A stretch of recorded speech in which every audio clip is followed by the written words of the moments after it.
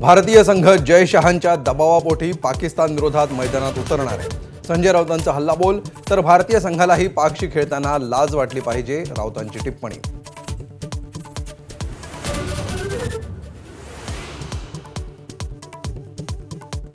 ठाकरेंच्या शिवसेनेकडून पंतप्रधान मोदींना साडी चोळी आणि सिंदूर भेट. किशोरी पेडणेकरांनी भरली ओटी, तर लाईव्ह टेलिकास्ट दाखवणारे पडदे फाडण्याचा ठाकरे सेनेचा इशारा.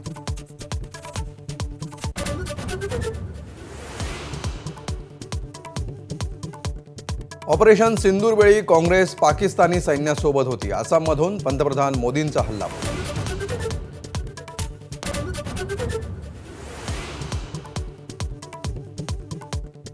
नाशिकमध्ये शरद पवारांच्या राष्ट्रवादीच्या मेळाव्यात दाखवलं मतचोरीच्या संदर्भातलं प्रात्यक्षिक. शरद पवार, जयंत पाटलांसह महत्त्वाचे नेते उपस्थित. उद्या पक्षाचा आक्रोश मोर्चा.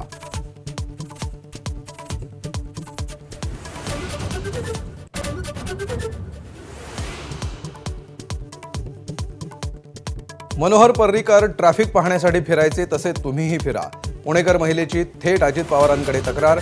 वेळ न सांगता या मग कळेल, थेट दादांनाच दिलं आव्हान.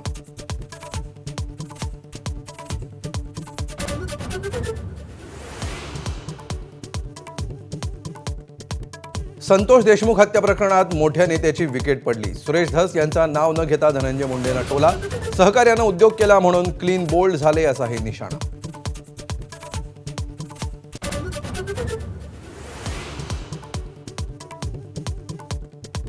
कोणताही प्रोजेक्ट करताना सरकारला दूर ठेवतो, कारण सरकारचा हात लागला की अडचणी सुरू होतात. पुण्यातील नाम फाउंडेशनच्या कार्यक्रमात नितीन गडकरींच्या वक्तव्यानं भोवया उंचावल्या.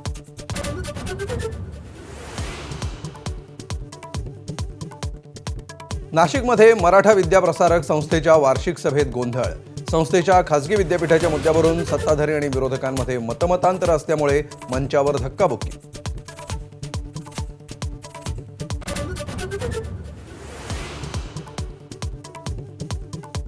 सोलापूर, बीड, जालना आणि संभाजीनगरात तुफान पाऊस. काही ठिकाणी पूरसदृश परिस्थिती.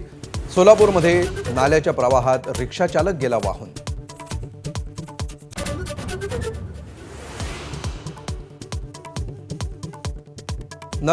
वे अखिल भारतीय मराठी साहित्य संमेलनाच्या अध्यक्षपदी पानिपतकार विश्वास पाटलांच्या नावाची घोषणा. तरुणांना साहित्याकडे वळवण्यासाठी प्रयत्न करणार. अध्यक्षपदाचा मान मिळाल्यानंतर विश्वास पाटलांची माझाला प्रतिक्रिया.